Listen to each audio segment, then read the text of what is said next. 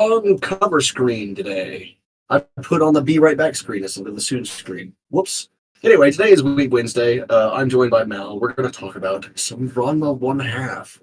Yes, Come on indeed, up. and Demon Lord 2099. Mm-hmm. It was actually, surprisingly good. It surprised me. Yeah, I'd have to agree. I wasn't necessarily expecting to like it as much as I did. 1 second, I'm going to fucking find it in my list of bullshit where the music app is.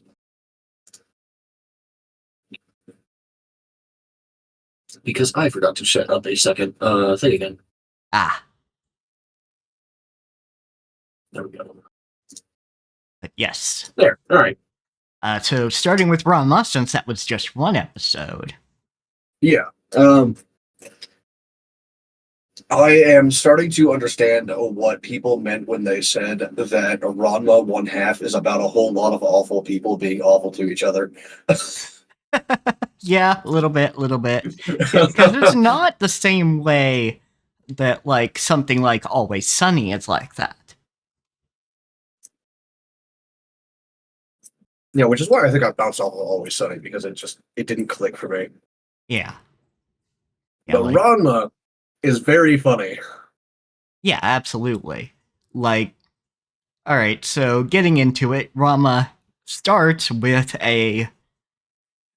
Rama having a nightmare about Tatawaki Kuno Atawaki Kuno, yeah. It's the confessing to fucking the episode opens with it.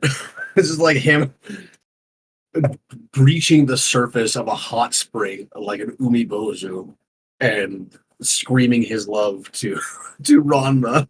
Yep.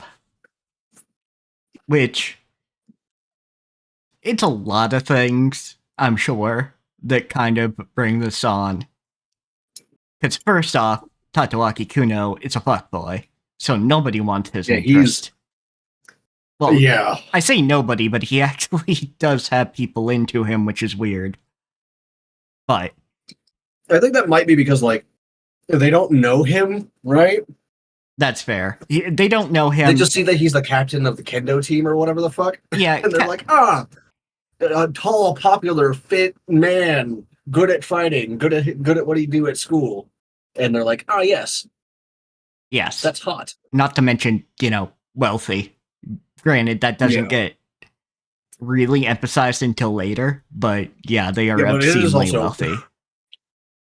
it's also fair because not long after that, Nabiki sells him photos of Ranma in like female form and her sister Yep. in compromising positions and or whatever. Yeah, For like $30 a picture for Ranma and then $40 a picture for Akane. Yeah. With Akane, it's less vulnerable positions as much as it is just her working out, but still. Yeah, well, it's still no, that's not consensual. Yeah, no, that's still no bueno. I'm just emphasizing the difference of the pictures Nabiki took. Yeah, because she says it's like 3,000 yen each and 5 and a cent. So he has to buy 5 pictures at $30 each, roughly. Yep. Just fucked. And he does it. He just pulls the money out of nowhere. Yep. So yeah, we will come to learn. Yeah, he's wealthy. Dude, I wish I had the money for that today as an adult. And this dude's a teenager in high school. Not to mention, this is fucking 1980s Japan. Yeah, which I don't actually remember the conversion rate. I looked it up once 6 months ago for Umi and Echo, and now I don't know. Yeah, it is kind of funny. We keep coming back to the 1980s. Yeah, but I mean, it was an interesting time in Japan, and also when Ranma was made. It was an interesting time everywhere. That's true. Genuinely, the 1980s have a lot of political upheaval, famines, the world disasters, shit like that, all over the place. That's fair. If you don't believe me, the people who are listening now, just go and look up like a timeline of events for any given country in the 1980s. See what Yep. happened. But yeah, true It's enough. a lot of shit. But a lot of pop culture stuff, which is why, part of why Japan kind of emphasizes on the 1980s as well. Yeah, it's not just like political upheaval or famines or anything, but like also the origin of a lot of pop culture stuff today. Yep. Because funnily enough, we would not Yeah, have. because like the first Alien came out in 1979, Nice. And yeah, so like that set the fucking mood for the 1980s in yeah, for sure. popular culture in the U.S. Uh, yeah, we wouldn't have anime, at least the evolution that it took, without Disney, without Disney's works, making it to Japan and inspiring stuff like Astro Boy. Yeah, and of course, some people might say anime was a mistake. I don't believe so. Anime is just a medium. Yep, it is just a medium. You can tell all sorts of stories like with it, and it's not like other mediums lack horny. Like, Oh yeah, absolutely not. Like the I don't think this is strictly the case anymore because I don't actually know for sure, but I don't think it is. But for a very long time there, for like 30, 40 years, in horror movies and shows and etc., the the women would always be in compromising positions when they got killed. It was yeah, always like this weird horny shit. yeah, like there's this sort of horny vibe to that. You know, you'll have live action stuff like True Blood or whatever else. Although True Blood, I would say, is not horror; it's character drama Oh yeah, no, I'm saying with the veneer of horror over it. yeah, no, I'm saying genres in general. Wasn't suggesting True Blood was a horror necessarily. It's kind of fucked because I actually did like True Blood once upon a time. It was at least interesting, right? Like it was a popular vampire thing that actually went into the vampires somehow. Yeah, for It had sure. them as main characters, not just things to kill. Yeah, the kind of political upheaval with someone actually inventing a blood substitute and vampires actually being revealed to people. Shut up, cat! Don't you start with me, boy. But yeah, just in general, like there are specific horny tropes that come with anime, but it's not like anime has a monopolization on the horny. Yeah, and like even the horny tropes in anime that I can think of are like still in like 80s pop culture in the US, actually. Yeah. Like pop fantasy in the US. You look at that shit, it's the same kind of horny that you see in anime. The exact same kind. Yeah, absolutely. Like, it wasn't anime that invented the chainmail bikini.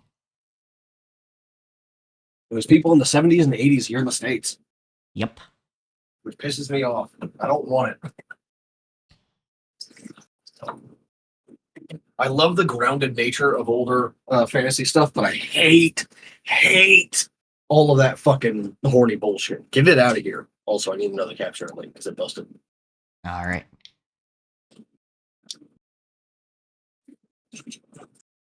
Me, I don't mind the horny, but I do mind that it's almost exclusively women it gets applied to. Oh yeah, that's my thing. Like the fact that it's never the men. It's always a power fantasy for the men, and then like sexy for the women. Yes. And if you want. People who don't get the point will say that, oh, the power fantasy is also sexy for the men. No, it's not. It is not. That's not eye candy for women. That is eye candy for men. Yeah, that's eye candy for men. If you want to see eye candy for women, you look at romance covers and you look at, like, yaoi.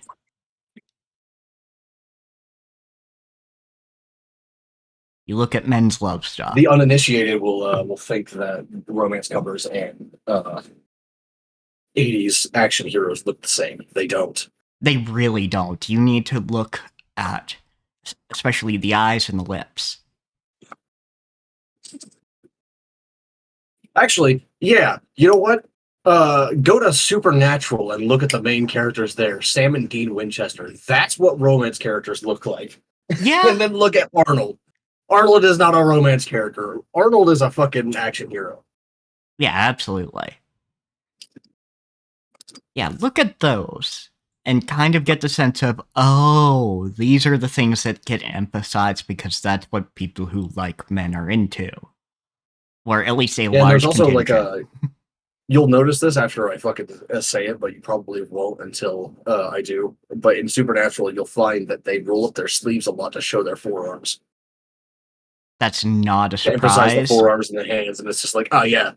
Yeah, once you notice that, it's like, okay, I get it. Yeah. I see what's going on here. Like, the emphasis often is on the forearms and hands on those romance covers as well. You'll notice, they're often holding the woman, but also sometimes, the woman on the cover, but oftentimes also not. But they still have their arms showing.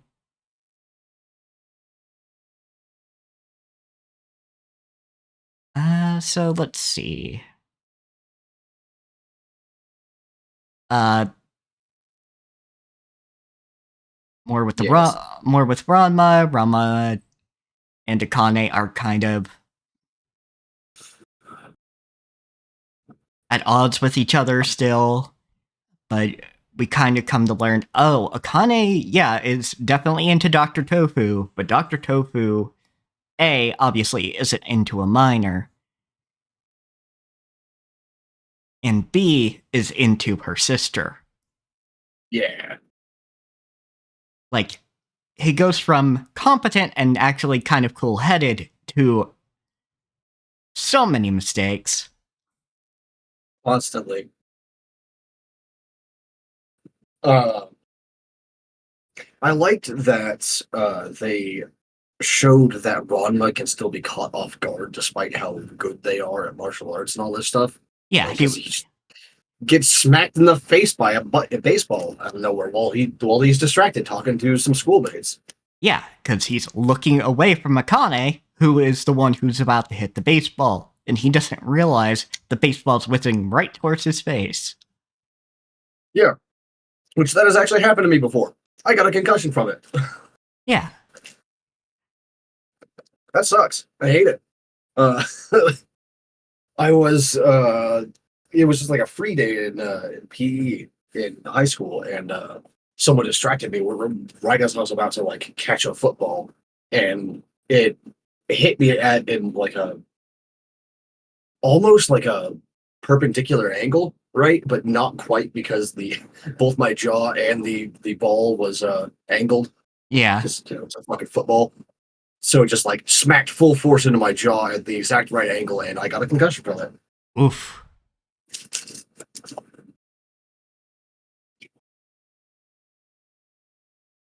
Yeah, so we have that. We have Dr. Tofu able to just kind of turn off Ranma's legs at a set point.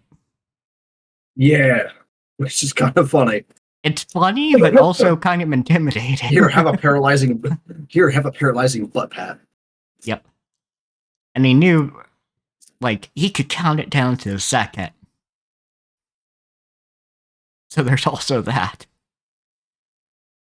And Ranma continuing to have some toxic masculine ideas. Does About not being let... carried and all that shit, yeah. Yeah. Fucking, like, even the side characters are awful people, by the way. Mostly teenagers, granted, but they're still awful people. Because there was a scene in this episode where Ranma tells Kuno that he's not gonna see Fem Ranma again. And then Ranma turns a corner and then just gets a whole bunch of dirty mop water dumped on their head. Yeah, and one guy's like, well, what if someone's down there? The other guy says nothing. Does not seem to care in the slightest. Yeah, just the casual. I know it's all played for a joke, but man, these are awful people. Yeah, for sure. And it's one of those. It's simple awfulness. It has nothing to do with like big displays of being just a vile person. Sure, It's just like the kind of people that you don't want in your life, just because, like, not because they're not funny or interesting or they're abusive or anything, but just because of the extreme lack of care. yep. And everyone agreeing, yeah, no, we just give up on Akane because Kuno lost. Yeah, I thought that scene was going to go somewhere different because right before that, she had to open Ranma's shirt, Yep. and Ranma was in girl mode at the time. Yep. And it certainly looked provocative if you didn't know what was going on. I think like it's bothering me more and more the way that they censor the nipples just by like not having them the longer we go on. Yeah, like it's just kind of uncanny valley a little versus just blur them out, put a sticker over them, something. Yeah, like have it. You can have this part played for humor too. It's a missed opportunity. Yeah, like I mean, do the shit that interspecies reviewers did. Just cover it with a cute little image.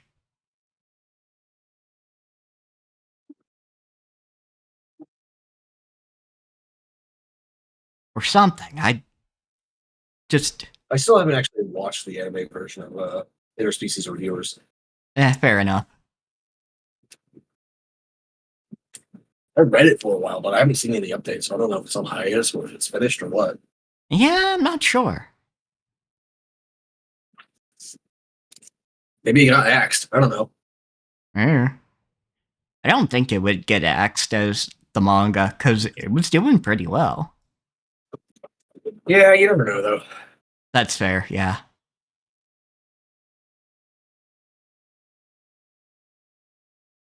One of the, for the horny as fuck premise, it still was one of the most sex positive stories out there. Oh yeah, absolutely. Because, yeah, sure, the two guys that we follow plus Krim, the two guys are, like cishet guys, so whatever. But they do let us know, oh yeah, there's plenty of, services for people who like men. It's just we're not seeing those because we're following these fuckos. Yeah, these fuckers specifically. Yeah. Like, I would absolutely love a spin-off that is just interspecies reviewers, but you flip the genders of who's doing it. I think they actually had a chapter about that. Kind of, in that there was well, unless there's an actual chapter like that, but at least what was in the anime, there was an episode that was, oh yeah, they went to a brothel that specifically turned guys into women in there. That's one of the ones where they emphasize, oh yeah, there's stuff like this for women too. So there's literally just next door, women can be turned into male bodies. Yeah, I think that's the chapter that I was thinking of.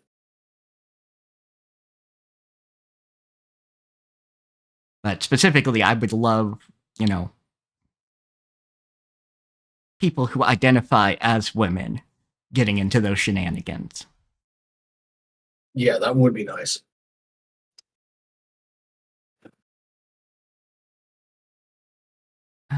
Let's see. So I think that's about it with Ranma for now. We'll see more.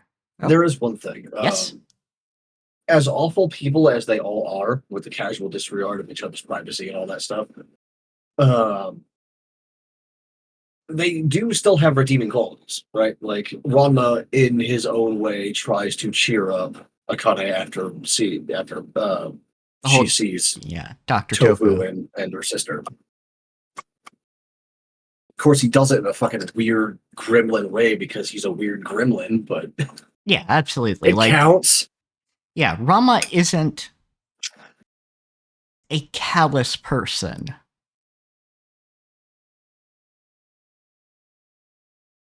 At least not in that fashion. Like, he does care about the people around him. And as we see how he can go from his introduction to the weird gremlin mode, he does care what people think about him to some extent. Or at the very least gets awkward around new people. Which, like, understandable. Yeah, definitely understandable. I think most people have at least some awkwardness meeting new people in like unexpected contexts. Yeah, for sure. But yeah, like these people do have some redeeming qualities. Even like Genma to an extent, because at least he fucking goes and gets a job. Yeah, but forgets he's a panda during it. So Yeah, forgets, oh, shoot, I can't I can't actually talk. answer the Fuck. phone.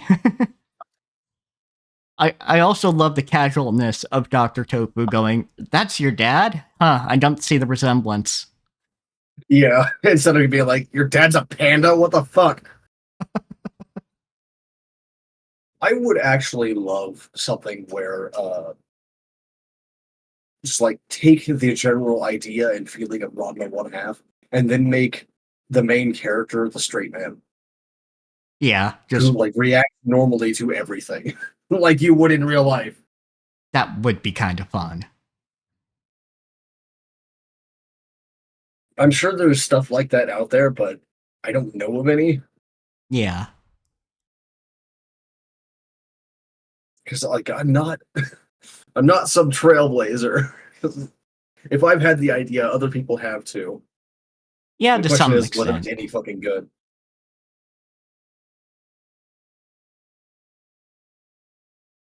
Let's see. So, anything else with Rama before we move to Demon Lord 2099? I can't think of anything aside from comments about like how tough Ranma is. Because Yeah, he takes a fucking hit from a wooden sword that had previously cut an entire tree in half casually, and he gets a bruise and a broken rib from it or some shit like that. yeah, like a broken rib or something. Considering he does start crying as soon as it's prodded. Which also understandable. Yeah, absolutely. That is literally a biological reaction. That's a broken bone right there.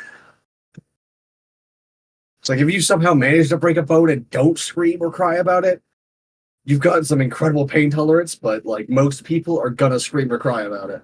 Yeah, exactly. Even more so if someone pokes it.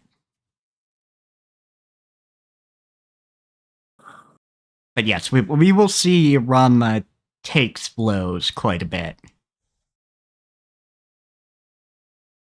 It's kind of funny that like the only reason he even took that blow in the first place is because when he hit Kuno, the fucking pictures of him popped out of his front like the flap of clothing. Yep. I did actually really like the casualness with how he grabbed the pictures out of the air. That was very good. Oh yeah, like Rama, like for as much of a doofus as he is, he's actually competent. Yeah, it's like yeah, animation wise, it was just like the perfect way to do that and showcase his skill. Yeah, absolutely.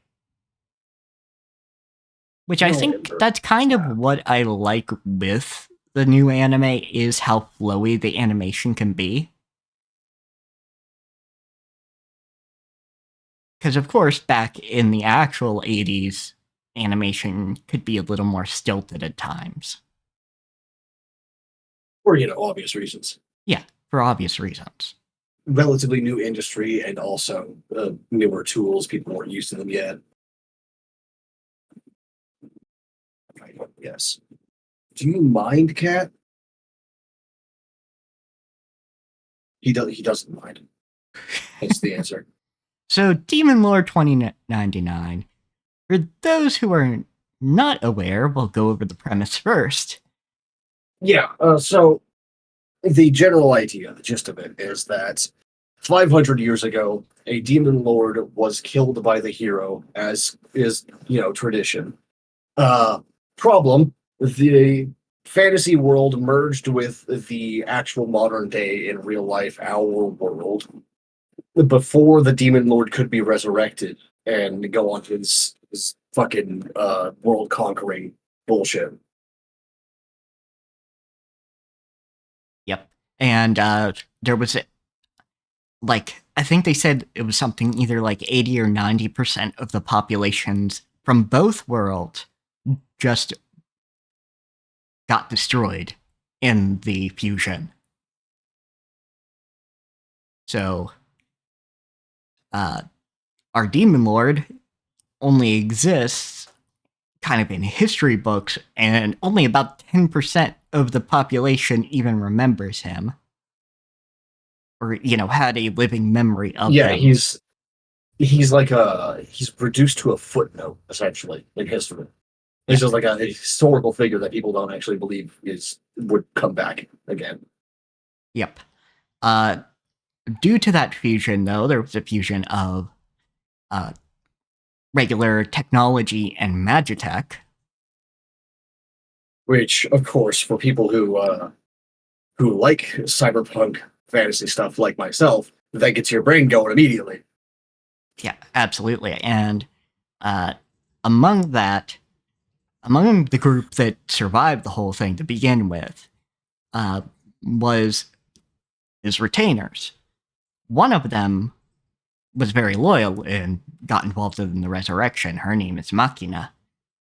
But And her design is cute as fuck, by the way. Yes, she is very cute. And then there is fucking Marcus.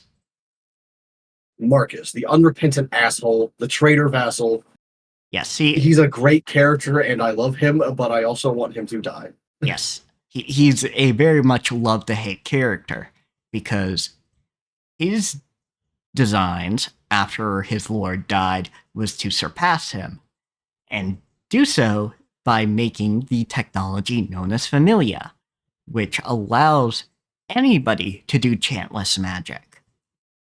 Which was the Demon Lord's thing, by the way. That was his whole thing, was that he could do chantless magic. Yeah. It was one of the reasons he was so powerful, along with the faith bestowed in him. And of course, Marcus over here is just like, I'm not going to make this thing possible to be implanted in the Demon Lord when he gets resurrected. Yeah. Fuck him. Which also means he doesn't get a augmented reality cell phone. He gets a fucking flip phone, if I recall. It looks more like one of the old iPods. Maybe. I fucking... Because it's been a week since I watched that one. Yeah, because it looks like just a stick, basically, with a very small screen. I thought that was the fucking electronic wallet that he got from work, but I guess it's also more than one. It's the wallet, it's the communicator. He also it was either press the button a bunch or hold it or something, and a small alarm would sound. A whistle. Yeah, basically. Danger whistle. Give me a couple of minutes. I forgot to do something before the stream. I will be right back. All right, we'll be right back, folks. Well, we are back. There. Got some art up for Demon Lord 2099. Anyhow, where did we leave off? Okay, so yeah, Marcus made the Familia. Yeah, which I don't remember the names of the 5 stages of casting magic, but the Familia skips 2 of them. Yeah, or takes care of 2 of them so the caster can do the other 3 themselves. Yep, and does not require any chanting because of it. Yeah, it covers the chanting and the calculations, I think, or some shit like that. Yeah, basically. I think it was something like incantation and expansion were the two it something covered. fucking. But either Well, way, it means that that is a small criticism for the show, though. Don't put your magic system, like the basis of your magic system, in a throwaway conversation, like a throwaway line in a conversation. yeah, though I guess it depends on how important it ends up actually being. Yeah, that's true. Because for right now, the important part is our boyo has lost his advantage. Even a child can do what he used to do. Yep. Of course, like once he recovers his power through the faith in him, he'll still have an advantage, just not the same one. Yes, which does mean he does actually need to move quicker because Marcus could rock his shit. Yeah, which Marcus doesn't seem to give a shit about actually like fighting him. Yeah, doesn't really care about fighting him so much as humiliating him and knocking him out of his office. But point being, he got his shit rocked, and now he has to figure out, okay, how do I get to the point that I can beat Marcus? Because honestly, it kind of seems like our good old Demon Lord would actually be a better leader of the city. Oh yeah, absolutely. Because like we see in flashbacks that he's actually very like generous and kind to his subordinates, the people that he rules. And yeah, that's something we didn't actually go over specifically. But basically, all world government shut down because there was only about 10% of each world left. Mm-hmm. So now they're all like stuck in like domed city states. Yeah, there's city states, and they've had 2 great wars.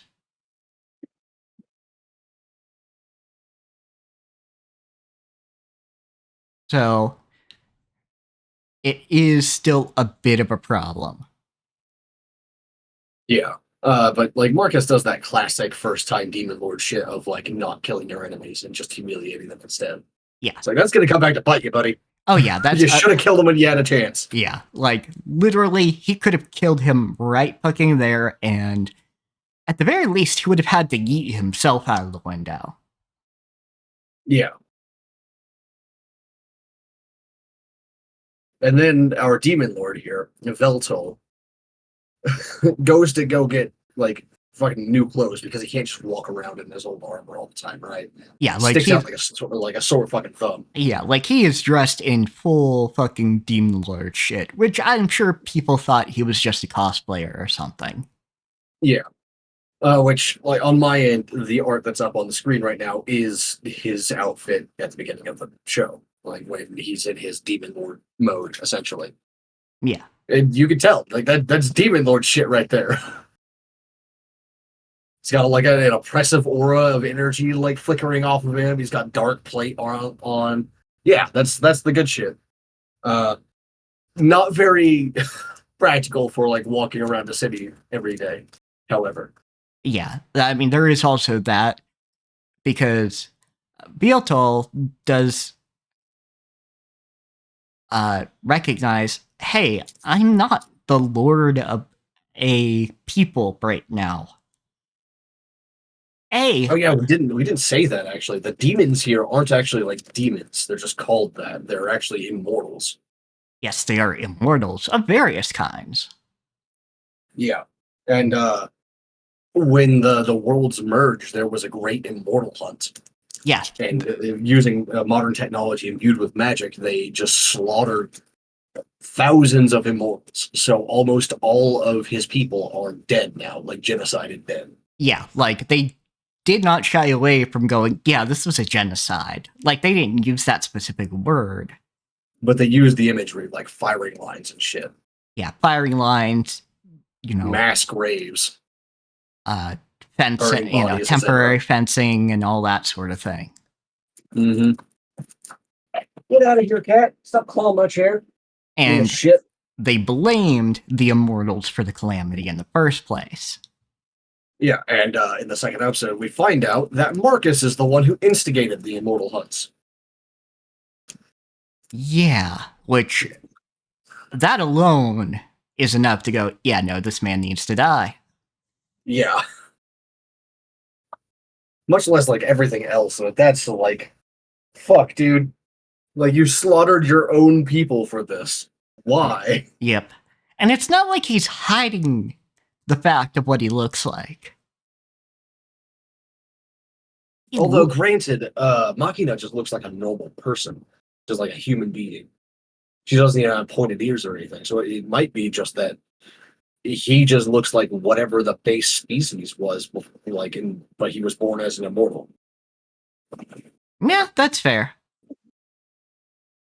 Because, like, as people can see on my screen as well, Veltal does not look any different from just like a pretty boy human. He just looks like a tall, handsome man with long hair. So there's that. And then one of the other things he does see when he's kind of going about, and this was actually before he met Marcus, because he had to ask her, hey, where can I find this guy named Marcus? Is he meets a hacker who he watches mess with something in the air. Like a weird. This is actually something that's weird to me. There was a VTuber playing on the big screens in the middle of the city. Yeah, that was a little weird, but hey, I guess you go with what entertainment there is, and I guess that entertainment industry grew, and now that's something people watch alongside things like the news. Yeah, I guess. Like, I'm not. It's not a comment on like that. I find the world building weird. It's just that I personally, if I saw that, I'd be like, huh? What? I understand what this is, but why? Yeah, for sure. So you can imagine Veltol's reaction, and he's just like, "What the fuck is this shit?" Yeah, but what is this? What is going on? But more to the point, he watches this girl mess with something shining in the air that only he can seem to see. And suddenly all of the TVs that are broadcasting, well, anything in the general area, think of it like New York, Times Square kind of deal. Or Tokyo. Shinjuku, actually, because it is actually literally Shinjuku, I think. Yeah, it's literally Shinjuku Station, I believe. Yeah. But it goes ahead and changes to lewd activity. Yes. She just like pastes porn all over it. Yep. Which it's blurred for us. And I wanted to comment on this because you know that the voice actors who did that for the scene were having a fucking blast. Oh, yeah, absolutely. Because you almost never get to do shit like that outside of actual porn. Yeah, absolutely. So it's just ridiculous shit. But her point being, in doing that is A, it's funny. B, it's kind of a protest because she believes that the internet should be free and be able to have that's a common hacker thing. Yeah, which is a common hacker thing, of course. But what fucks me up is they actually somehow managed to make Shinjuku City look even more cyberpunk than it does in real life. Yeah, absolutely. Like, they definitely nailed the aesthetic. But anyway, so he meets her, finds out, okay, so yeah, she can basically do mana hacking.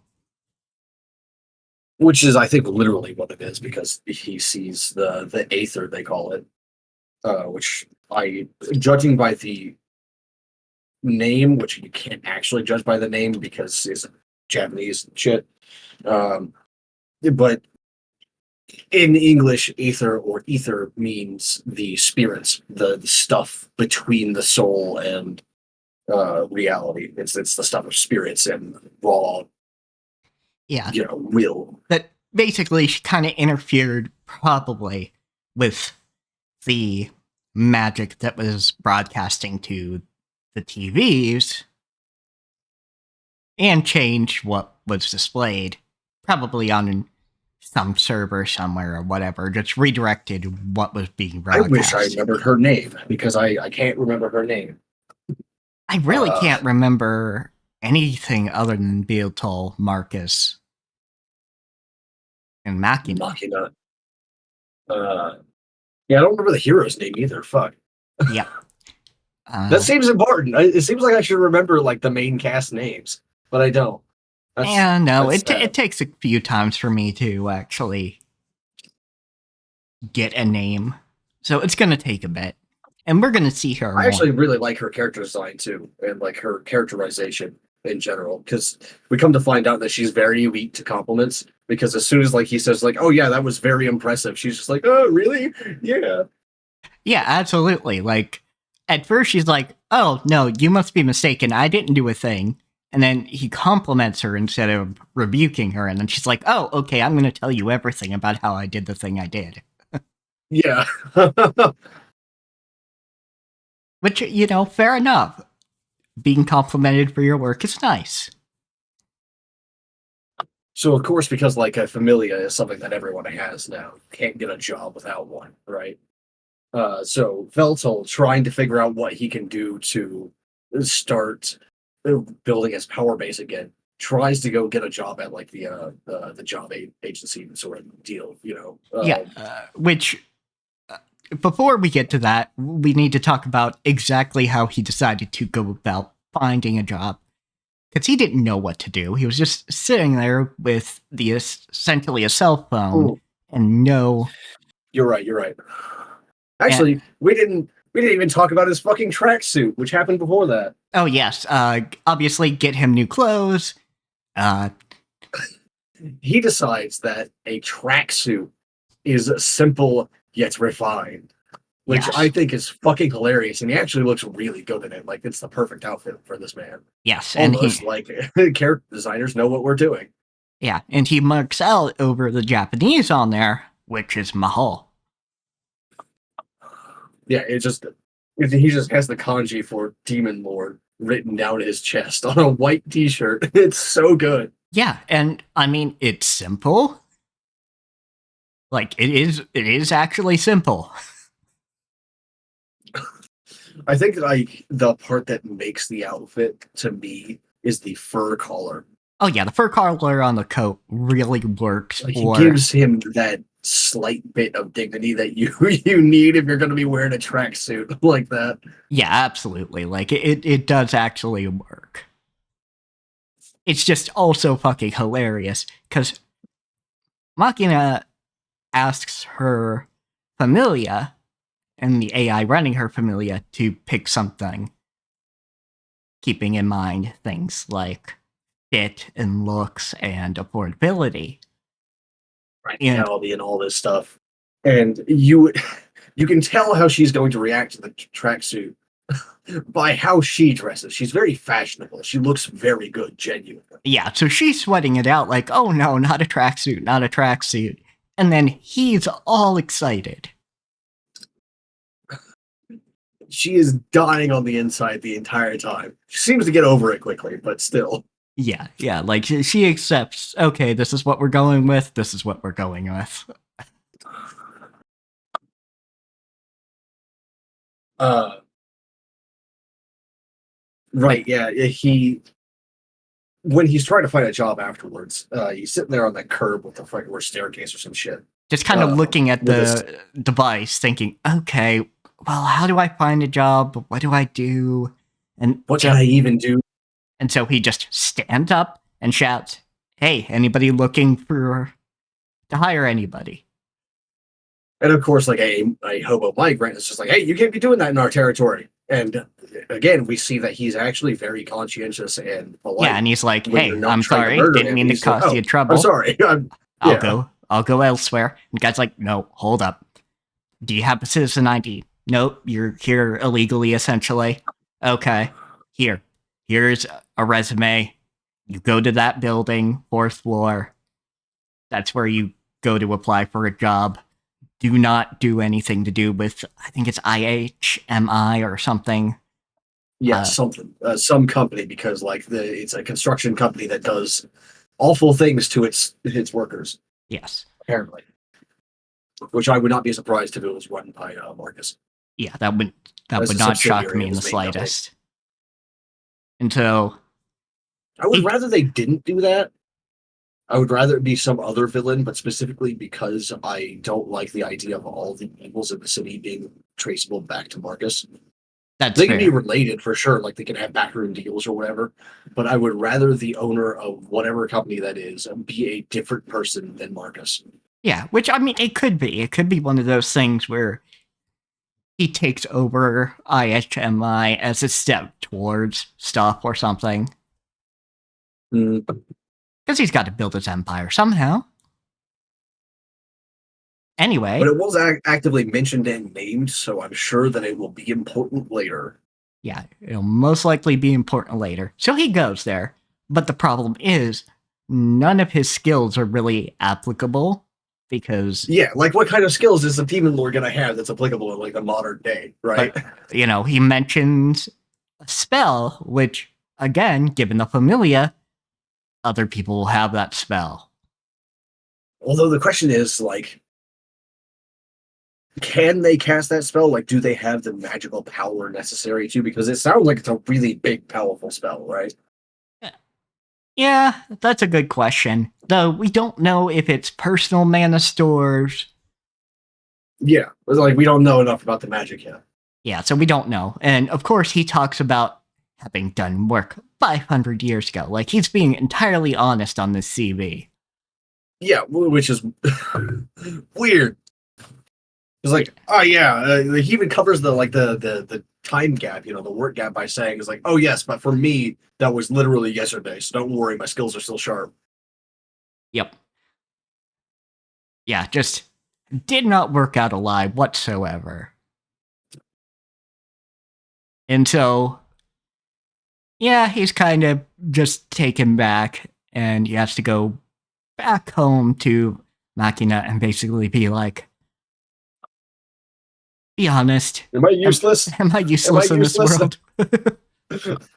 And of course, the entire time he's getting a fucking like a lap pillow from Machina because that's the kind of girl she is. And we'll Yes. see a little bit more of that in a minute. Yep. And so he asked Knowing about that, yeah, he's like trying to find a connection to figure stuff out, and the Machina calls a friend. It's like, okay, maybe this friend can help you, and they go to this bar and find that the friend is the hacker girl from earlier. yes, and the way she made this friend is via forums for uh fantasy writing, fiction writing Otome specifically. to do with demon lords. Yeah, this girl has got it bad, and I think that's fucking hilarious. It's hilarious and also fitting. Like we see why she actually She was the appreciates one to this guy. resurrect him, right? Yeah, she's the one who After resurrected. 500 years, all this shit, she's the one that resurrected him. Yeah, and we see why, because going over just some of the things, he's the one who saved her life. When Yeah, she was about to. Actually, I don't even know if it would kill her as an immortal, but it definitely would have been very fucking awful. yeah, because it Episode was 2 starts with a flashback of her when she was first discovered as an immortal, about to be shoved into a fucking like open mouth of a volcano. yeah, and that might have actually done it, just because that goes against the regeneration enough. Yeah, maybe.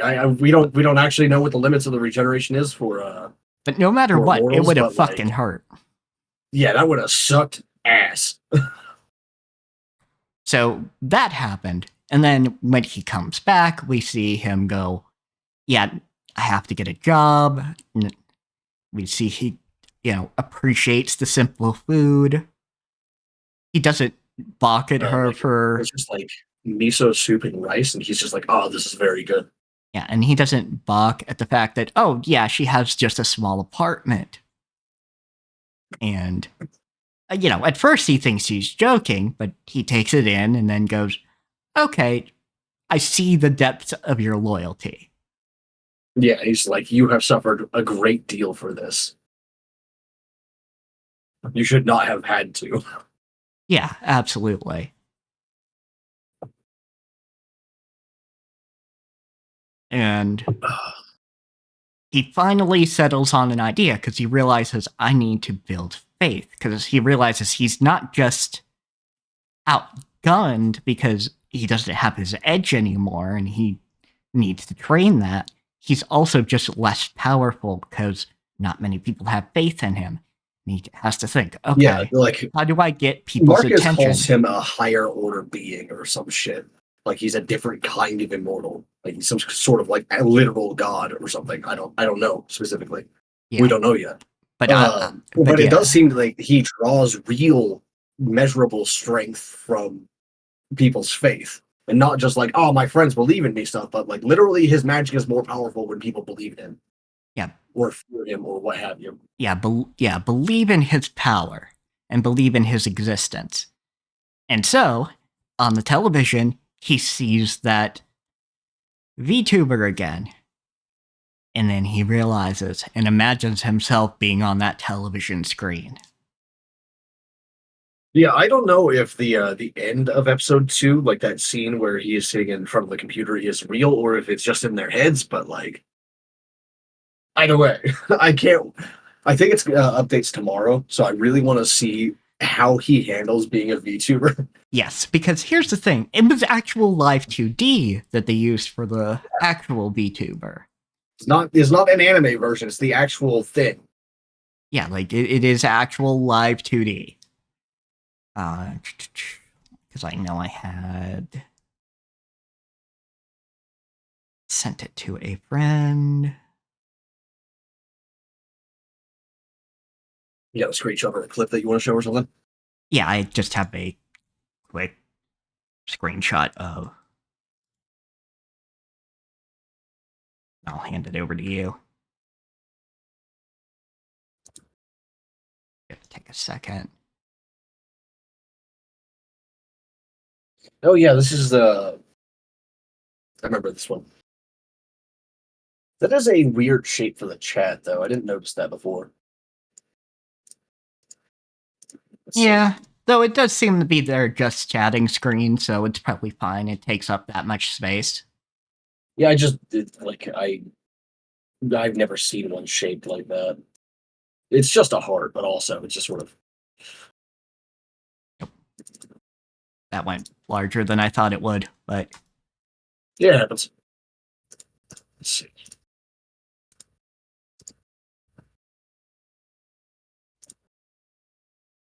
Here we go. This is what it looks like.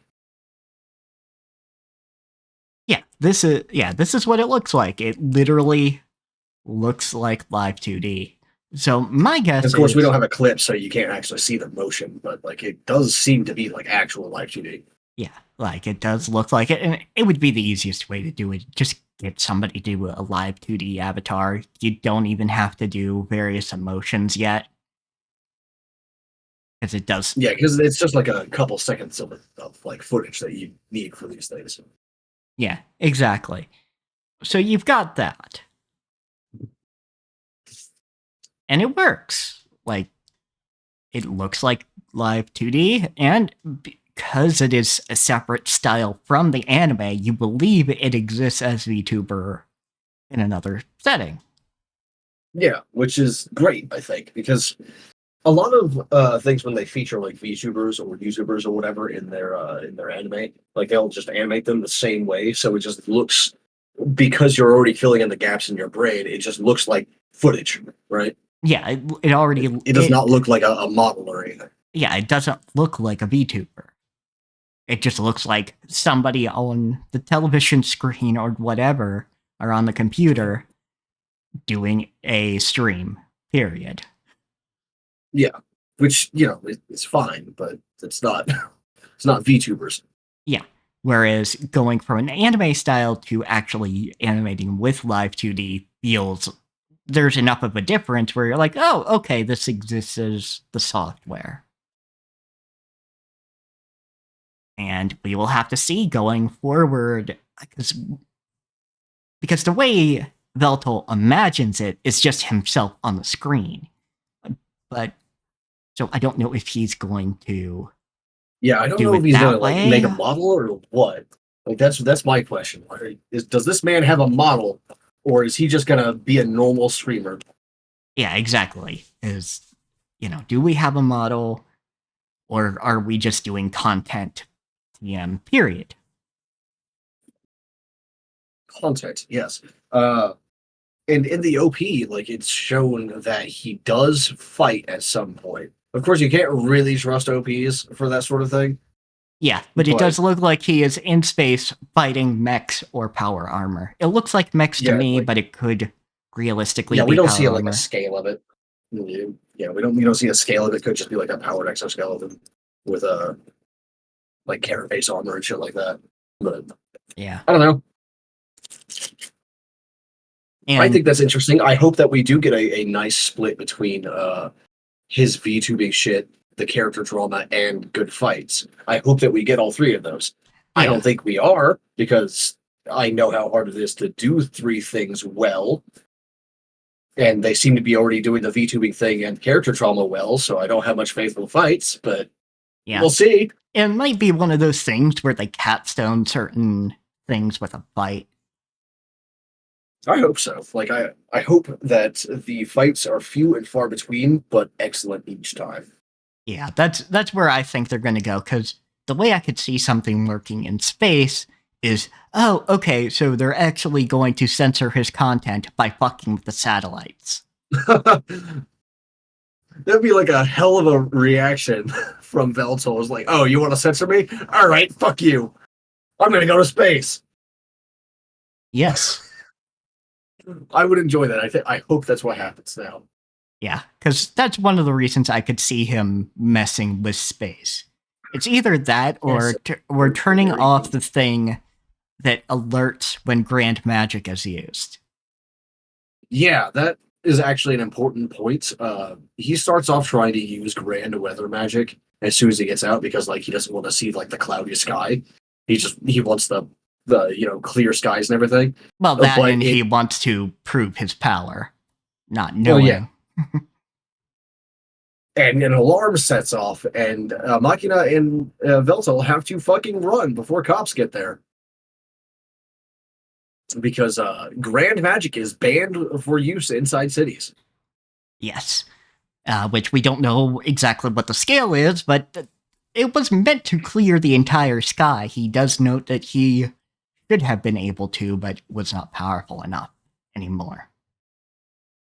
Yeah, I want. There's so much like little world building tidbits, each like all in the little interactions between everyone. Right. I want to see more. Absolutely. And that's the I thing wish it was is, all out already. yeah. Granted, it might be in manga form. I don't know actually. I don't. You know what? That's a good question. Is Demon Lord 2099 an original or not? Let's see. It's a light novel series originally. Okay, that It's no makes more manga as far sense. as I can see. Oh wait, no. There's a manga adaptation by Yutaka Sakurai. Yeah. Shut up. Though that seems to have just 3 volumes.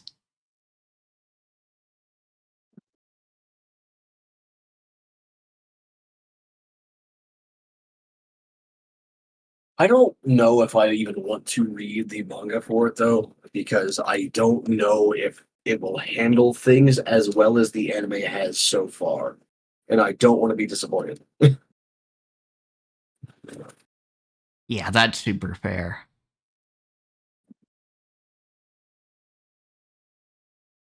All right, I have one thing that I want to talk about before we go into the freeform section of today. So, there's an anime that is currently airing during this season called Goodbye Dragon Life. Oh, yeah, And that's right. I liked it a lot at first, but this is also because the streaming platform that I was using for it glitched out and played the second episode first, rather than the first episode. So I thought that we were just casually, slowly getting to know this character, and that he used to be a dragon, and so on and so forth, and like that he had a life before the screen started on him. But no, it's just classic anime shit there. But that's not what I wanted to talk about. I just thought that was kind of interesting. I want more anime that does that. But what I want to talk about here is in this dude's village. It's a mixed village of the like demi-humans, beast people, and humans. All right, which is cool, fine, fair, awesome. I like Yeah. that. Because it also like goes out of its way to show like how the differences in like how a lamia versus a human sleeps on a bed, right? Like a lamia needs a much larger bed, but doesn't need it to be quite as soft. It just needs to be like kind of big, big enough to like for a lamia to fit. Yeah. Um, Yeah. but the thing that I wanted to talk about is actually the reason why I think I might hate this show a bit. And by a little bit, I mean a lot. I hate it a lot of it. Um, this first part is fine. It's weird, but it's fine. So there's demi-humans in the village and beast people and all that stuff. And one of the beast people is a cow beast person. You Anyone who has seen any anime knows exactly where I'm going with this. I've got a few guesses, yes. All the village's milk is supplied by this beast person, Yeah, which is fair. just like, okay, writer's thinly disguised fetish. Sure.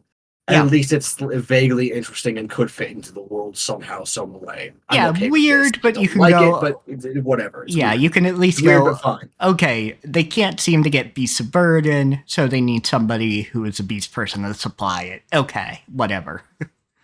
Yeah, or something like that. The problem is in the next episode, her 10-year-old daughter is lactating already. And also goes up and starts trying to give people her milk. And it's like, okay, nope, that's a little, that's too far. That is way too far. Nope. If like the daughter was like 20 years old, I'd be like, okay, whatever, sure. She's adult, it's fine. Still weird, but whatever. But no, this girl is like literally half the size of her beast person mother. And it's like, are you fucking kidding me? It's painful. Fiction, I hate fighting stuff like this. Fiction is fiction, but I still want to eat lollicons into the sun. Yeah, like it's fictional. It's a fictional world. Our moral rules do not necessarily strictly apply. However, this stuff is not made in a vacuum. It's made by real people in the real world who are Yeah. Subject to the moral rules of our real life. That degree of separation is not enough to make that okay. No. Like, it doesn't even have the degree of separation that, oh, she's actually a million-year-old demon. It's literally just like a little girl. Yeah, literally just a girl. And by the way, the beast people here are the kimono Mimi type, like the just ears and a tail, basically. Maybe yes. some. So this little girl and her mother, the only way that you can tell that they're beast people is that they have horns. So yeah, I'm upset about this goddamn show. Yeah, it's it's kind of like how there was this anime that was actually kind of Yuri-tastic about a maid who was also buff, but the maid was a lolicon.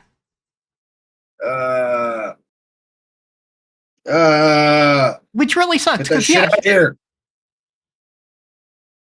Which really sucks, because literally she was a buff woman. And I'm like, yes, I would watch a show about her if she wasn't a lolicon. Oh, that hurts. Yeah. Why did you have to curse me with this knowledge? Okay, well, never mind. It's only fair because I cursed you with the knowledge of the milking the 10-year-old. So.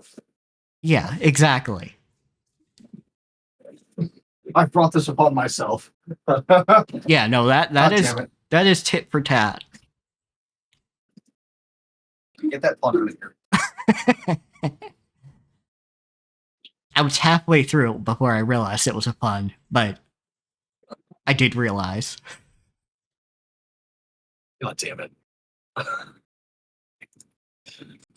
Oh god. Other stuff that I've actually been interested in that has not hurt me the way that Goodbye Dragon Life has is Magi Lumiere, which I've actually been reading the manga for. I haven't caught up on a little bit, but I have been reading it. And that's very good. It's a cyberpunk magical girl thing where magical girls are like an actual like company thing. Like they're legalized, they're regulated, etc. Yeah. Is it like how My Hero does it, or are they more like idol companies? More like My Hero does it Okay. because they actually do have like problems to solve. They're called like kai or something like that. Yeah. It's like the base word for kaiju, and but without the shu, and then like an extra I on the end. Gotcha. And we follow. Oh, God, I cannot remember her name now because they all have nicknames instead of using their actual names. Because like it's close coworker sort of thing, so they call each other by nicknames rather than their actual names. It's not like they've got hero names or anything like that. Um, I can't remember any of their names. I just know like who is who and what they do on the team. But we follow this like fresh graduate out of college, and she's applying to various jobs. She has a very very good memory and does an extreme amount of research when she goes to apply to a place, which would normally be a good thing. But she takes it so far that she knows things that even the interviewers don't about the company. Oh boy. So like that obviously freaks them out a little bit and thinks she's weird or just making shit up. Uh, but because of this habit of like studying things and her good memory, she actually manages to help a magical girl as a civilian because the magical girl has an old, outdated broom and magic weapon and all that shit.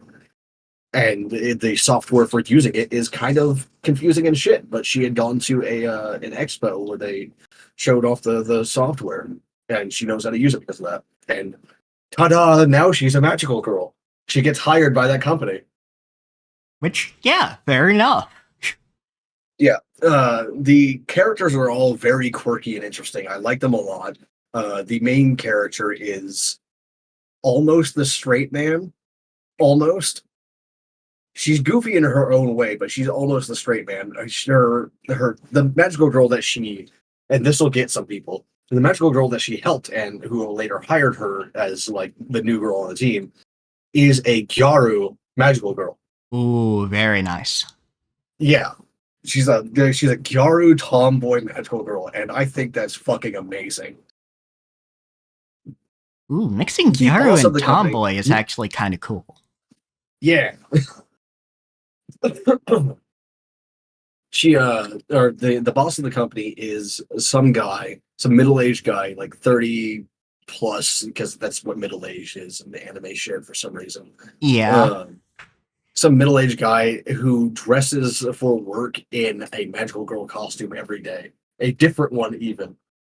that's The great. man is obsessed with magical girls and like classic magical girls too, because the actual magical girls wear like corporate uniforms, not like individualized magical girl outfits, right?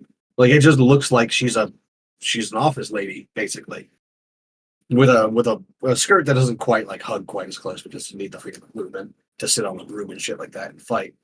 But the boss though, like full on like ribbons and frills and everything. Yeah, looking like some cutie honey The shit, I would suppose. yes, the team like software engineer who makes the Magitech that they use, like that codes the Magitech that they use, uh, is voiced by the same voice actor as Midoriya, Oh, which is very fitting because he's an enormous nerd, like yep. it's just a huge fucking nerd. Yeah, it sounds like a I great hope that voice typecast. actor isn't getting typecast, but like at the same time, it's a really good cast. Yeah, yeah. I'm sure he's gonna do fine considering he was the protagonist for the biggest show that still isn't over on in the anime side because it still needs to catch up with the manga. Yeah. And he does a really good job too. So that's fine. I just hope that like he gets more. He doesn't get pigeonholed into the huge nerd.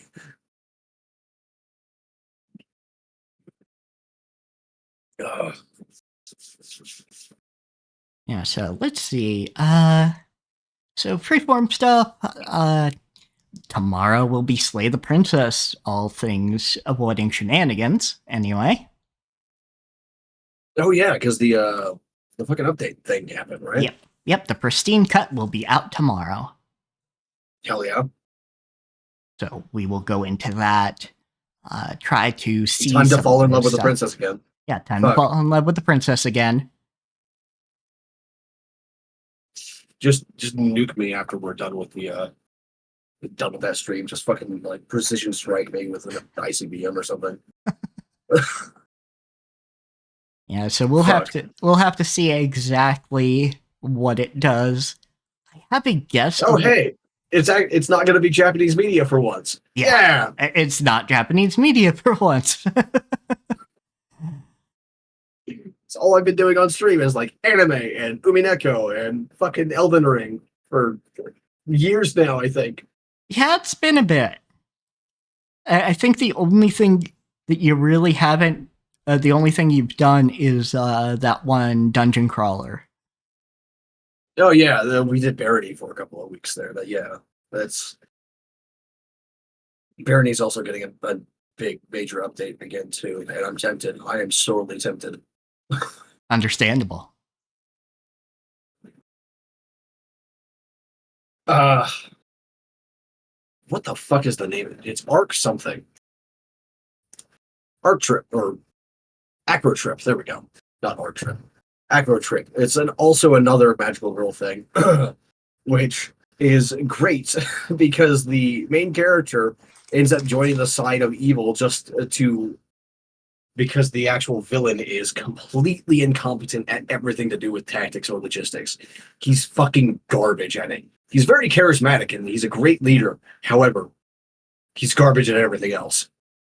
Amazing. And our main character is just like a kudera girl, basically. And she decides to stay in this town because she sees the local magical girl, like super local. She's even like called like Fruit Blossom or some shit like that.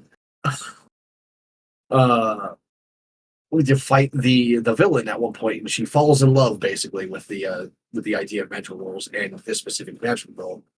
But over time, she slowly realizes that the villain is really bad at his job, and it's kind of boring watching her not struggle at all against this villain. And Chroma, this villain, manages to convince her to sign up as the general of the Fossa Magna, which is his fucking evil organization. It's very funny. I like it a lot.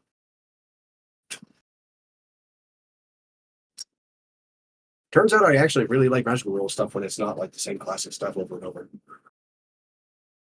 I know someone who would murder me if I said that to them. She really likes magical girl stuff, so me dismissing it at all would probably upset her a great deal. Yeah. And like there are good magical girl things. It's just it also falls subject to following trends in the same way isekai can. Which is my problem there. As long as it's like something original and unique, like I'm probably gonna like magical girl stuff. Apparently, this is not the first time it's happened, by the way, for Magi Lumiere and Acro Trip. So there's the other one, which I can't remember the name of right now. All right, gushing over magical girls. Yeah, yeah, that's definitely a thing.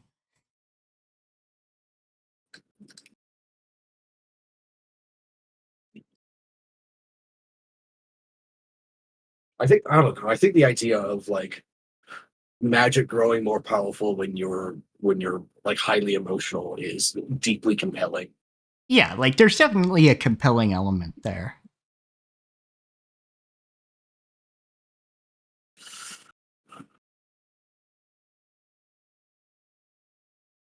Second.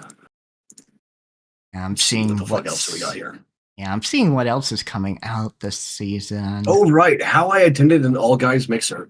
Oh yes, yes. That's As Jeff Thew says, it is straight yaoi. I really like this show. It's very hit, but it's also kind of. fantastic. It is also kind of gender still. Yes, it's also kind of gender, but like the romance itself is very hit. Yeah, because what it is it is a drag king establishment. Yeah, these three girls work at a drag king bar essentially, and this is one of those places where the women go to be like flirted with by the hot men and everything, and then go about their day afterwards. And the three main dudes get invited to a mixer by these girls, but the girls didn't have time to change out of their work outfits, so they show up and it's just like three seemingly hot guys at the mixer, and shenanigans ensue. One of the men is slowly having a bioawakening, which is very funny. Yes, absolutely. And yes, so like it is straight, but also not. Yeah, it's straight, but it's not straight. It's that This kind. this is the good shit. Yeah, this is that kind of in between stuff that is just gonna kind of happen in stories, which can be good, but also it's going to happen as Japan gets more comfortable with gender stuff, with gender fluidity and stuff. Yeah. Which the three main pairs are the main character and the woman that invited everyone to the mixer. I don't remember their fucking names at all. Or wait, no, I remember Suo's name. Yeah, I don't got anyone else though. Suo is the main girl. She has black hair, like red black eye. I don't remember exactly, but she gives the impression of red eyes in my head. So I'm just gonna say she has red eyes. But I think they're actually just like black eyes. Anyway, it's those two. The man that has issues with his bioawakening, and a Gyaru who is also working at the Drag King establishment, and then a Fujoshi Kudere mangaka who does in fact write and draw yaoi, and the stupidest man I have ever had the pleasure of seeing on screen. Yes, ever. the human embodiment of a golden retriever. He is just like a complete fucking idiot, and I love him so much. He is my son, and I would kill for him. But he hears about the concept of the yaoi manga and doesn't quite get the sexuality part of it, but hears about the combat stuff, and he's like, okay, yeah, I'd like to read it. The Battle Shogun, I want to read it. And her reaction to this is, of course, the exact same expression, except for sparkles are now flying around her. It's like the perfect character for my brain is this woman. She's great. I genuinely love this fucking anime. I want people to watch it. I will scream from the heavens for years to come about this thing, I'm sure. It's great. The only other one that I think I would recommend is Blue Box, which actually no, not the only other one, but the one for now is Blue Box, which is a straight high school romance. Hits all the ticks for things that you would think that I fucking hate. Except it's it's also like got sports shit in it, which I also don't like sports anime. So you'd think that I would be like, nah, I'm not gonna watch this. But someone sold it to me, Jeff Thew actually, about it being as good as Horimiya, and I was like, okay, well now I fucking have to try it, and I'm glad I did. It's actually really fucking good. Yeah. So looking at stuff for winter 2025, which starts in January. Ooh. I'm looking. I think the second core of solo leveling is supposed to start then, right? Yep, second In core of January solo 2025? leveling. Second core of let's see, second core of something. Actually, while you're reading and thinking about how to phrase all this, if you want to know why people like overpowered protagonists, go watch solo leveling. Yes, absolutely. That's it. That is it. That is the best overpowered protagonist I have ever seen. Period. In any media. Go for it. Let's see, Sakamoto Days, which is about I've been waiting for that one since you fucking turned me onto it. Yeah, absolutely. So yeah, that's coming out in January. That is about a hitman, a former hitman, who then became a rather plump-looking dad, just running like a convenience store, I think. Yeah, it's on anime John Wick, except for his family's still alive. Yeah, so his family's still alive. He's got a couple people that somehow get caught up in his shenanigans, but basically we get to see him fend off people trying to kill him and still being actually quite good at what he does, despite the fact his physique has kind of gone down. His design as like a fat dad is actually really good. Yeah, like he's like the perfect fat dad. Yeah, like he is extremely cute. He enjoys his family. He's not the ugly bastard trope.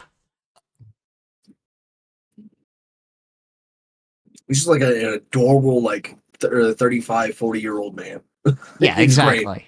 Let's see. Oh, second core of the 100 girlfriends who really, really, really, really, really love you. I'm sure that's very good, but that one I'm just not interested in. That's fair. The way it was pitched to me and the way it works is this guy is kind of the mob, as in Mob Psycho 100, of romance anime. Because I've heard that the character relationships and the writing is like extremely good and touching. I don't know. I just don't care. Because he will do superhuman feats for these girls. Because also, if he shows any favoritism, the other 99 die. That's fucked. Yes. The entire premise is very fucked. That's great as a horror premise, though. Damn. Yeah. Because, yeah, the thing is, basically he's been rejected 100 times over the course of his life. And he's been donating to the shrine. So suddenly, it gets, oh, okay, we'll set you up with 100 soulmates. But the thing is, if you reject any of them, they will be heartbroken to the point of death. Good luck!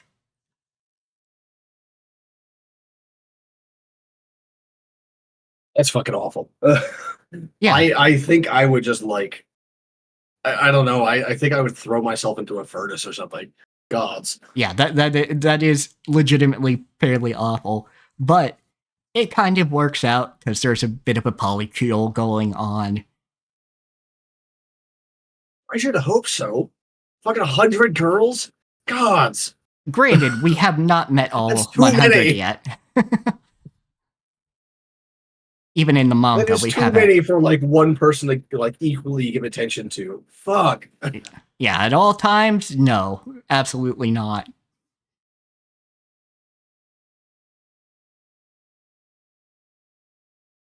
God damn.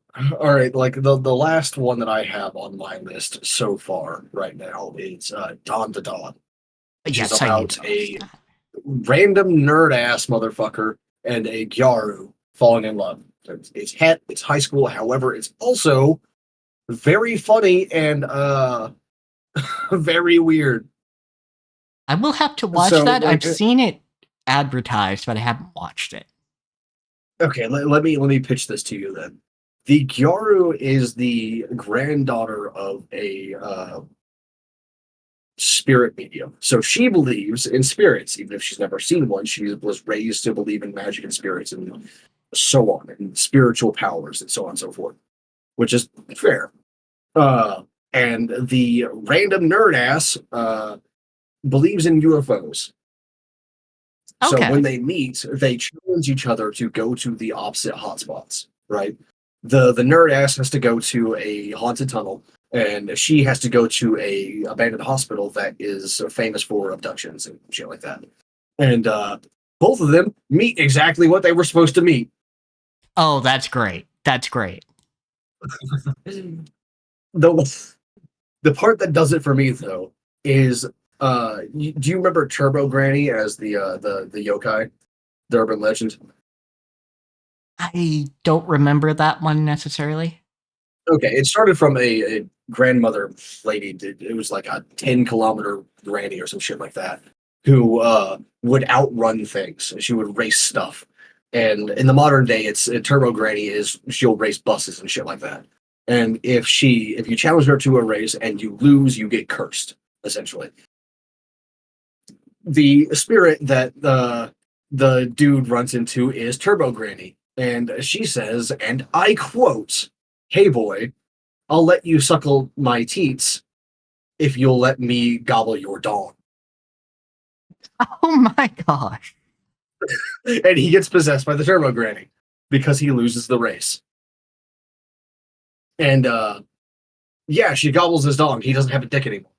Oh jeez. It's just gone. He's missing he's missing his bits. Let's see. There's wow, that threw me off. Let's see what else is coming in January though. It's very funny and very good. I recommend it. It's got Yes. great animation, good fighting, great character writing. It's beautiful. Yeah, there's the Watch. There is the Red Ranger Isekai, where a Red Ranger from something like Kamen Rider or Power Rangers. Is that the one that I fucking read the manga for? Yes. Okay. I don't know if I like that one. I think he's too stupid. Yeah. Very trusting leader type, because it's the Red Ranger. The Red Ranger is always in charge. Yeah. Just looking at the premise, there's another one that is salaryman headhunted to another world. I think I know that one, and it's harem-y. Unfortunate. Or at least the manga. But I don't know if it's actually the right one or not. Because I remember this from years ago, so it could be the same one, might not be. Yeah, but summoned by the demon overlord, invited to be one of the heavenly kings in his army. Why, I don't know, but that sounds like a fun rise to power kind of story, possibly.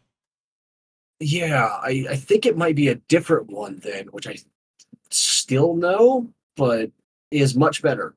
So maybe we'll see. Or actually, fucking send me. Is there any screenshots of like the characters or anything?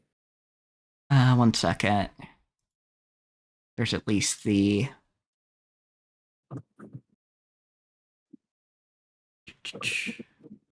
That's the cover.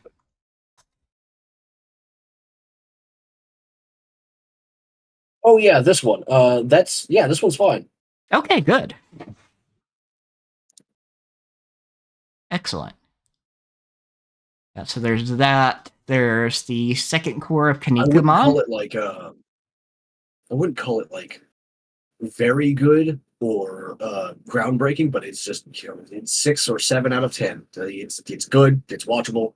You're probably not gonna hate it. Hi, buddy. Yes, handsome boy. Would you leave me alone though? No, you're gonna try and clean my arm.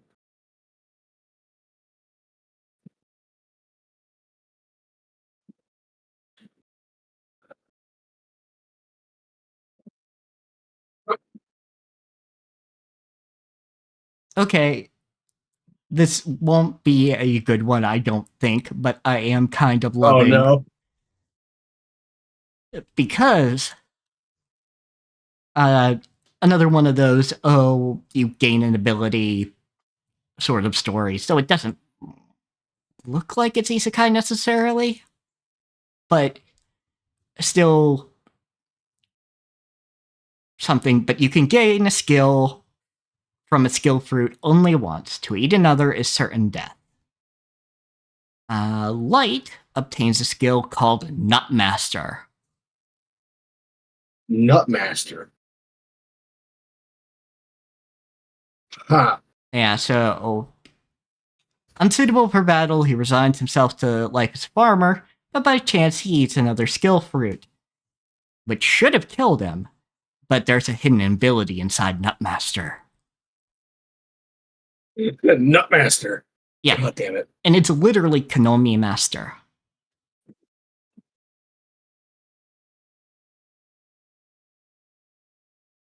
I yeah, like this sounds like a train wreck I'm gonna have to watch. Yeah, exactly. It's a train wreck sort of thing, but I'm like, the fact it's Nutmaster, I'm sorry that like the 12-year-old in my brain.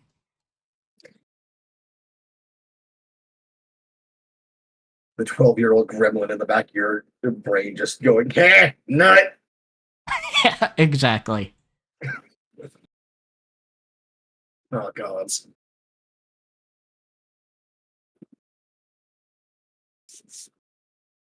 Actually, here's a question. Are there any games you're looking forward to? Like any upcoming games? Because I don't have it, genuinely. I just don't have any games I'm looking forward to right now. Nothing has been Uh, announced that has caught my interest. let's see. Anything on my wish list that's coming up?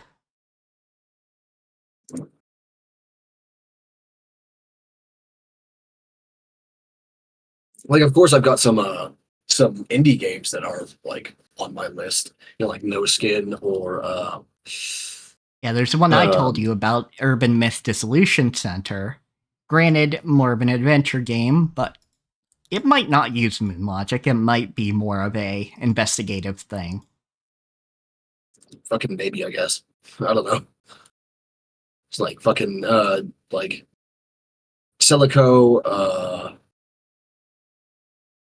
No Uh, Skin. What was the other one? I was thinking Chrono Sword, which I actually backed on Kickstarter later on.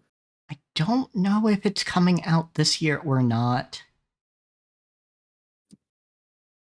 But there's Grave Seasons, which is uh, not only farming, but also solving supernatural murders that's killing the local townsfolk. Okay, that sounds vaguely interesting. As long as the mechanics are good, I might go for Yeah, I will definitely be interested. It doesn't say when it's coming out, though.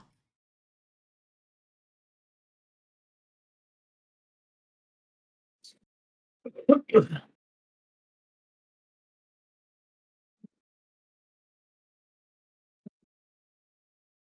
You know, I've realized that I genuinely don't have very many like fiction that I'm looking forward to right now,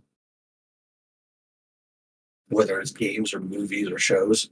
Like, yeah, I'm looking forward to the second season of or second course of Solo Leveling, and then like Sakamoto Days, but like that's it.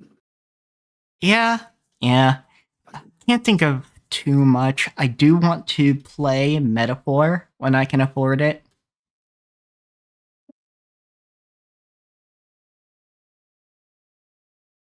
Okay, I came up with one, but it's cheating. Whatever From Software's next game is, I mean, yeah, sure. that's cheating. But that's cheating, because it's from Soft and we don't even have the fucking name yet. Yeah, we don't even have the name. We don't know what it's about. We just know that they're absolutely going to be working on something. Michael Zaki ain't giving up yet. Oh,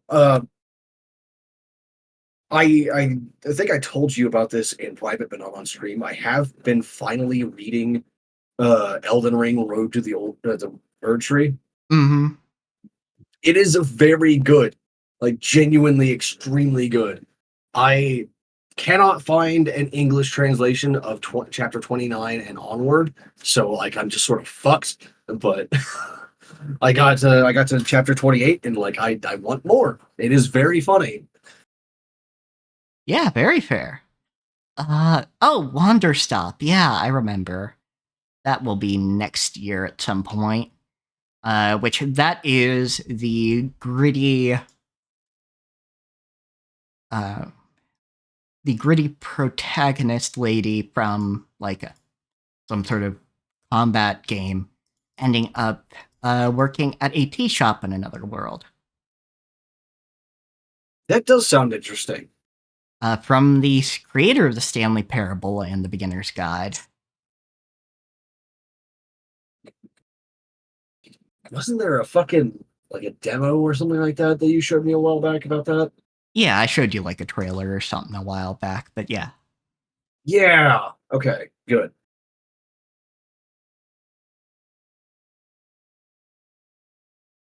She's just like having a breakdown over having a quiet life now.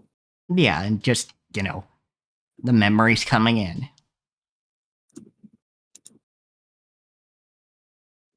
Okay, Steam, how the fuck do I get to my follow list instead of my wish list?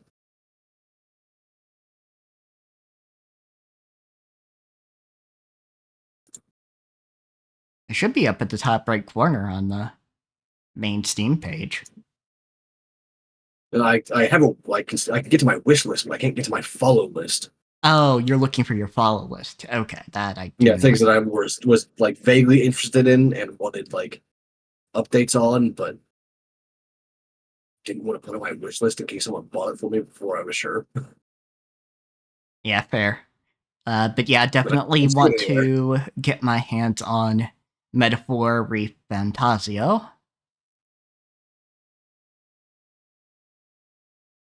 Because a friend of mine definitely has been enjoying that.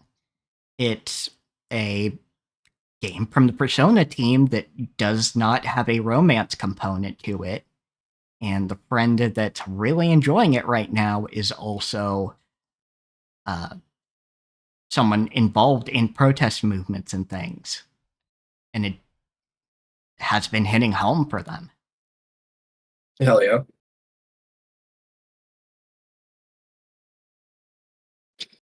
I still just like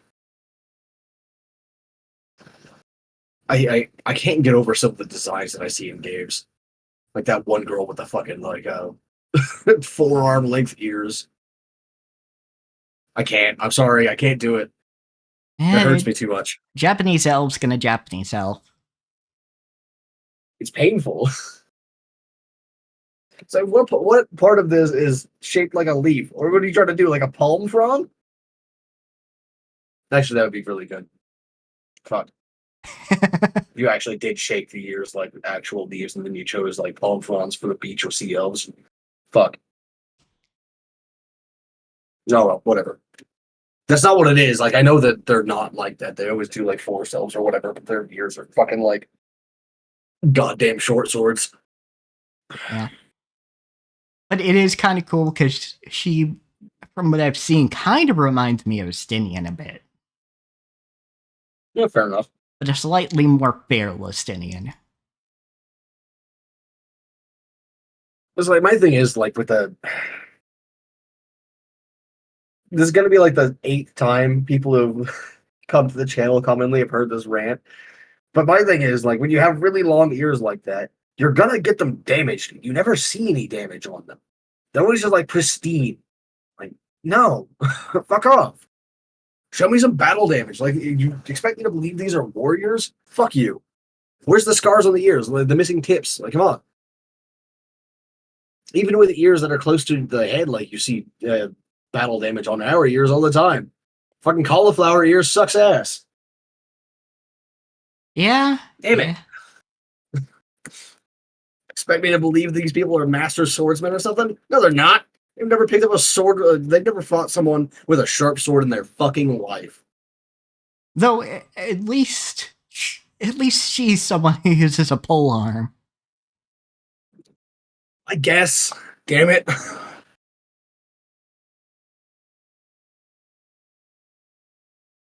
Give me elves with like missing chunks out of their ears because they're old and they have fought a lot. And sometimes they fuck up and get stabbed.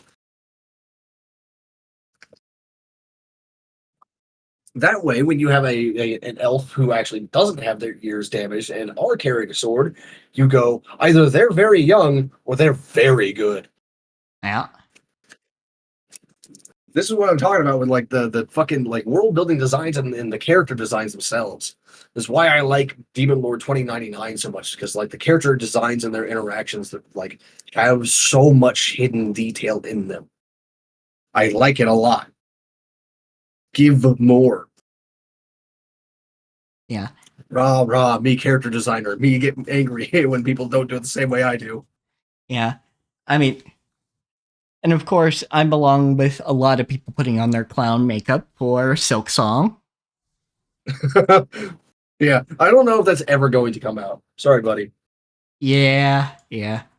What will come out is a game that is very much inspired about it called Mio. Mio. I think I've heard of it Yeah, vaguely.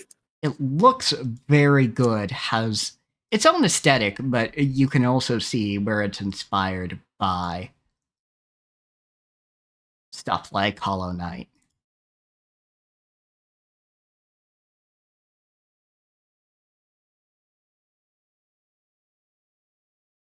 Let's see. It's much more mechanical in some ways.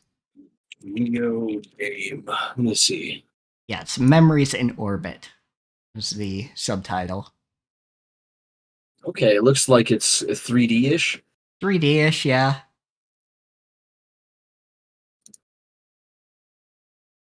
Okay, I really like those trees in the screenshots. Yeah, the trees look great. The city in the background on one of them. I wish I liked Metroidvanias. This seems like the sort that I would go for. This one. Yeah, like there's definitely some good premise in there. Like I like the aesthetic a lot. I just don't like the gameplay of Metroidvanias. Like the only one that I've ever liked is fucking Olo. I still have it installed. It is Bloodstained Ritual of the Night. Oh yeah, Bloodstained. But like that's also cheating because that's considered like one of the best ones ever, right? Yeah. Or made by one of the people that makes the best ones ever, sort of thing.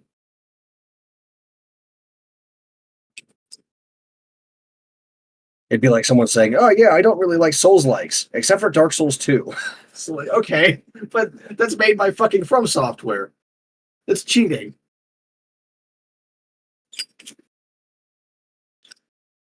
Let's see.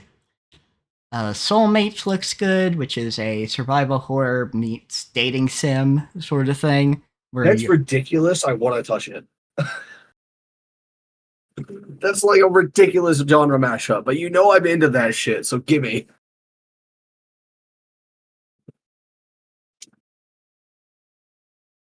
we haven't gotten a look at. Like, I don't know if it's a variety of people or you're just romancing this one ghost while you're piecing shit together.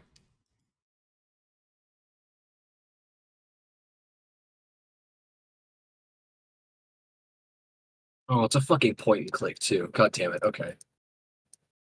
I still gotta like adding that demo to my library. That's what I'm Yeah, gonna be doing after stream. yeah. After I catch up on like any updates today for like reading, I'm gonna be doing that, I guess. Fuck. Because that sounds really good. Yeah.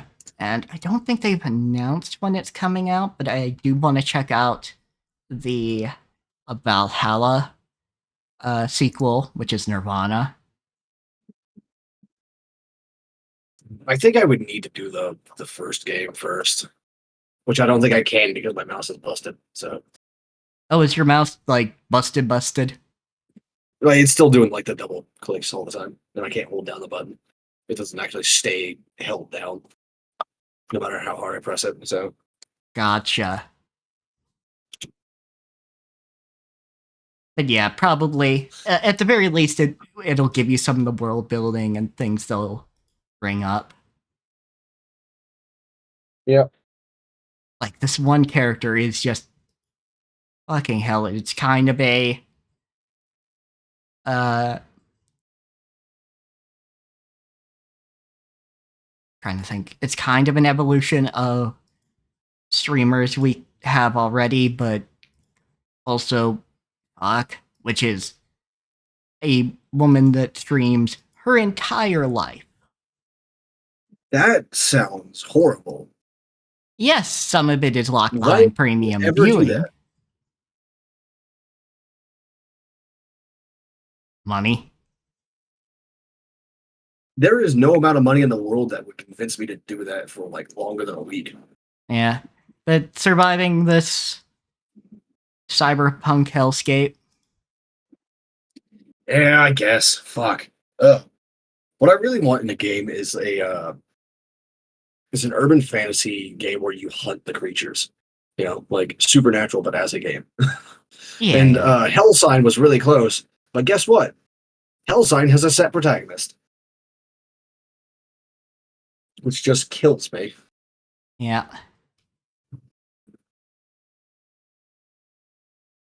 Let's see.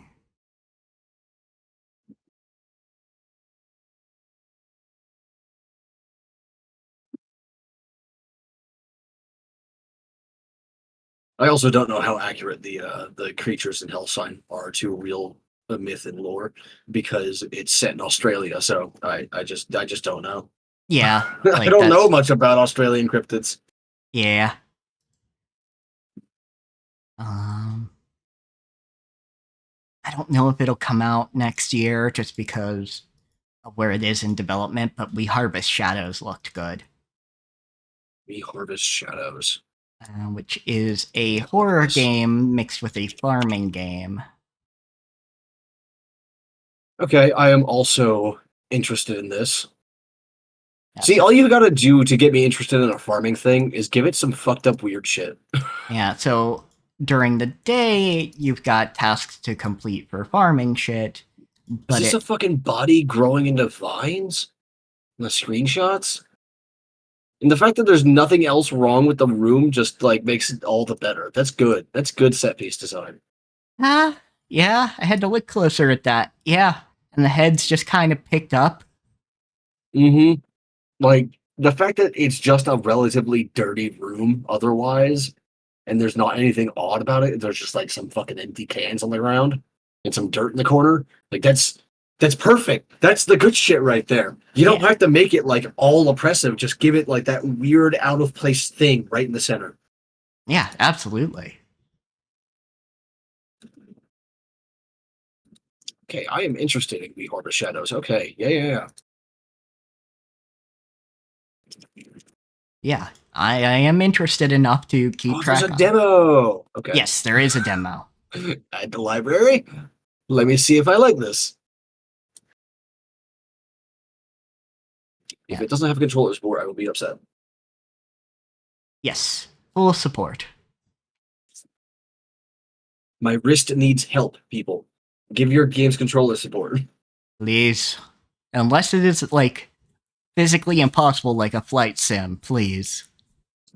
Flight sims are fine though, because like you that's less about like moving your mouse around a bunch and quickly and more about hitting the right buttons, you know? Like that's fine. You can do whatever the fuck you want with that for your control system. Fair. Or at least for me anyway. For some people that'll still cause issues, but you know. Yeah. I can only speak to my own experience on this. But even if you can't see a way to do controller support, do support of changing what keys do what. Yes. Yes, please.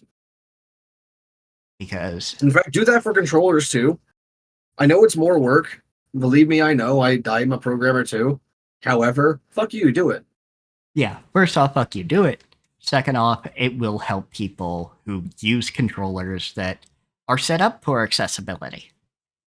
Yeah, and like the big reason for this is actually not just accessibility, but you get used to your own control system because you're the one that made it and you've been working with it the entire time through development, right?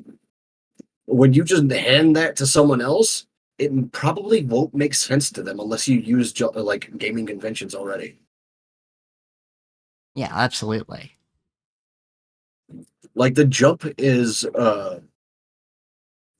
X in Elden Ring because that's what it's been in so many other games, right?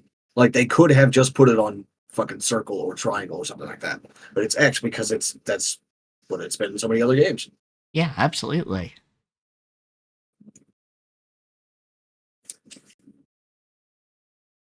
Yeah, like that reminds me of my first interaction realized like, oh, yeah, some people aren't used to certain controls if they've never experienced it is when I was a young slime, I had Mama Slime try out Portal Yeah, that would do it. on the PC. That's actually a big issue for new players to FPS games and like the first person games in general, is moving the camera while also moving themselves. Yes. That's very common for new players who have in the 3D games. Like it's not. Yes. We're used to it because we've been doing this for so long, right? Yeah, it's our hobby. We've done it. Whereas Mama Slime was like, this does not compute. I'm bumping into the edge of a portal instead of walking into it. Yeah. Because she had played Spyro, but that was a camera that followed you. Yeah. Actually, Spyro's a pretty good game too. I like Spyro. Oh yeah, Spyro's good. Great. I need to play the fucking remake already. I've had it on my PS4 for like since it came out. I just haven't done it yet. Yeah, I mean it's a very good remake. I do miss some of the original voices. Yeah, but it's not always going to be possible to get the old ones, right? Yeah, not always possible. And all sorts of things there. As sad as that is. People retire, people die, people get sick, and sometimes people just don't want to work on that again. Yeah, they might just be fucking busy.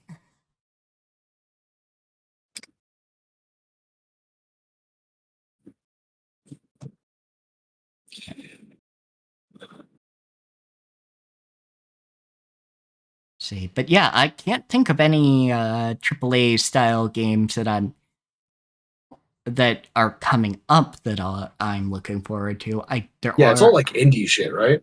Yeah, with the exception of well, there are a couple games I still need to play, but they are slightly backlog. Yeah, like I still need to play Dragon's Dogma 2, right? Yeah. But that's backlog. That's not upcoming. Yeah. Like, I want to get the I forget what the subtitle is, but the new Zelda game that actually stars Zelda. Because I want that game to do well. Because I want a 3D Zelda that is Zelda. Please, give it to me, Nintendo. Give game, I give money. Yeah, absolutely. Because I was hoping in Tears of the Kingdom you would get to swap between them, have her as an ally, something where she was involved in the story in a way that she was not inaccessible until the end of the game. But no such luck. Yep. So I wonder if there's any like new like Souls likes that have been announced lately that I've missed. yeah, so there's that, there's Metaphor, and then I do want to play the Princess Peach game. And that's it, really.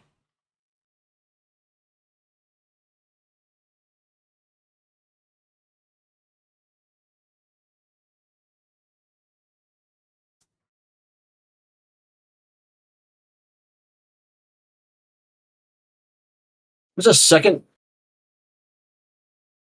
Hmm? Hold on. Just give me a second.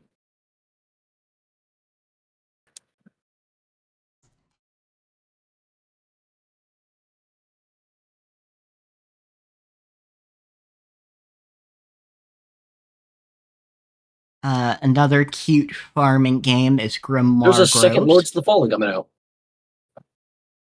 Oh, really? So I got a Already? 2026 release window. So maybe. Yeah, they just I guess like Lords of the Fallen 2023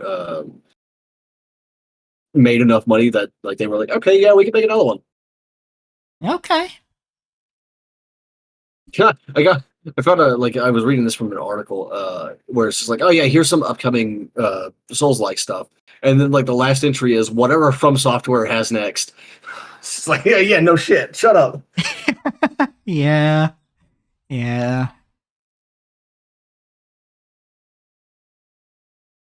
So yeah, apparently Lords of the Fallen 2 is coming out in a year and some change, which I am interested in, genuinely. Yeah. Because I liked Lords of the Fallen 2023 enough that I remember playing it. So that says good things about it, considering my brain. Yeah.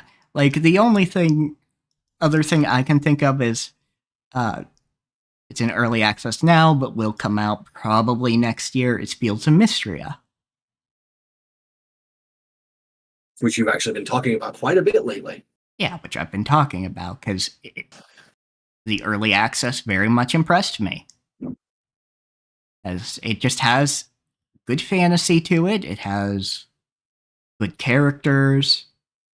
I enjoyed myself. So as long as they take in and like player feedback and really make something good,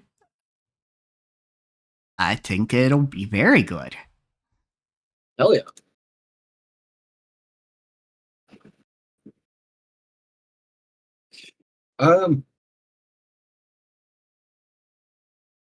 I can't think of anything else.